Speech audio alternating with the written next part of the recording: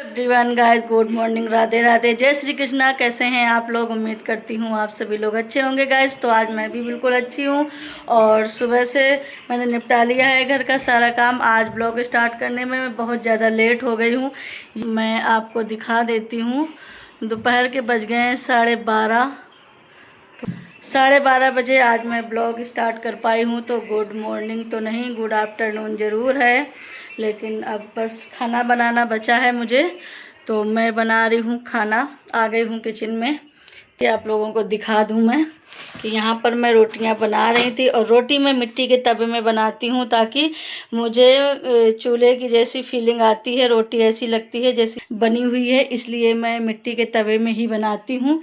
और ये देखिए यहाँ पर सब्जी पक चुकी है और सारा काम मेरा हो चुका है। बस पतिदेव का इंतज़ार कर रही हूँ, जैसे ही वो जनगणना से आते हैं इसके बाद में सभी लोग बैठ कर के खाना खाएंगे। तो मैंने सोचा चलो अभी मैं फटाफट से बना लेती हूँ, क्योंकि 12:30 बज चुके हैं और 1 सवा 1 बजे तक पतिदेव आ ही जाते हैं।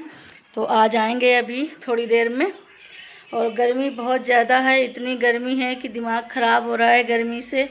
और धूप भी बहुत तेज़ हो रही है। जब हम लोगों को घर में बिना एसी के कोई काम नहीं हो पा रहा है और इतनी ज़्यादा प्रॉब्लम हो रही काम करने में, तो समझो जो लोग घर से बाहर हैं वो क्या करते होंगे। और मैं तो इस परिस्थिति को बचपन से ही देखती आ रही हूँ, क्योंकि जो मेरे पापा का काम है वो भी ऐसी ही धूप का काम है। तो मैं तो बचपन से ये देखती आ रही हूँ, सुनती आ रही हूँ, क्योंकि अक्सर पापा कहा करते थे गर्मियों में बहुत ज़्यादा गर्मी होती है। तो मेरे पापा का पूरा चेहरा जल जाया करता था गर्मी की वजह से।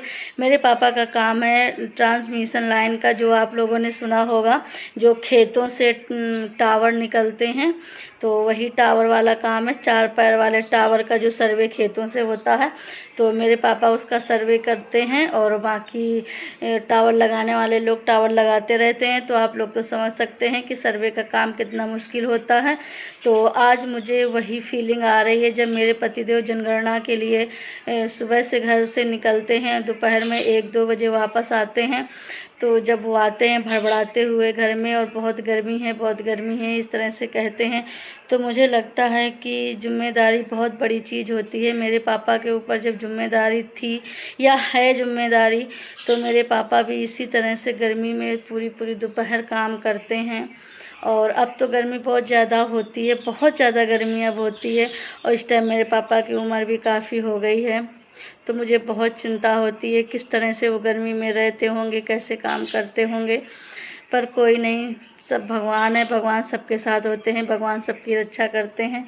तो बस इसी तरह से पतिदेव भी लगे हुए हैं अपने काम में, क्योंकि भाई सरकारी काम है, उनको मिला हुआ है तो उनको करना पड़ेगा और करना ज़रूरी भी है। बस इसी तरह से मेरे पापा भी लगे रहते हैं, क्योंकि उनको भी करना ज़रूरी है और उनकी तो प्राइवेट जॉब है, तो इसलिए और ज़्यादा ज़रूरी है। और जो भी लोगों को मैं धूप में देखती हूँ, जब भी मैं किसी को धूप में देखती हूँ, तुरंत मेरे मन में ख्याल आ जाता है कि हे भगवान, धूप में कैसे। इसी तरह मेरे पापा भी काम करते हैं, पर मेरे पापा दोपहर 11 बजे तक करते हैं, उसके बाद में रेस्ट करते हैं 11 साढ़े 11 बजे तक, और इसके बाद में फिर शाम को जाते हैं 4 बजे से। क्योंकि मेरे पापा का काम ही फील्ड का है, तो क्या कर सकते हैं, फील्ड का काम है तो करना ही पड़ेगा। तो करते हैं गाइस, पर कोई नहीं, वो आज मैंने आप लोगों के बीच में ये बात रखी। वैसे मैं कभी ऐसी बात करती नहीं हूँ, क्योंकि जिसकी जो जॉब है वो अपना करते हैं, वो उनके लिए वो सही है। पर आज मैंने इसलिए रखा ये बात, क्योंकि गर्मी इतनी ज़्यादा है, आप लोग देख सकते हैं। मुझे ब्लॉग बनाते ही इतना ज़्यादा मुझे पसीना आ रहा है, पसीने की वजह से मेरी हालत ख़राब हो रखी, जबकि मैं घर के अंदर बैठी हूँ और घर के बाहर क्या हालत हो रही हो देखिए। लू की वजह से पंखे पर्दे किस तरह से उड़ रहे हैं। इतनी हवा चल रही है कि सारे पर्दे मेरे घर के उड़ रहे हैं, ये देखिए। इस टाइम पे लाइट भी जा चुकी है, लाइट भी नहीं है। तो चलिए मैं खाना बनाई थी, आ गई लाइट बेटा।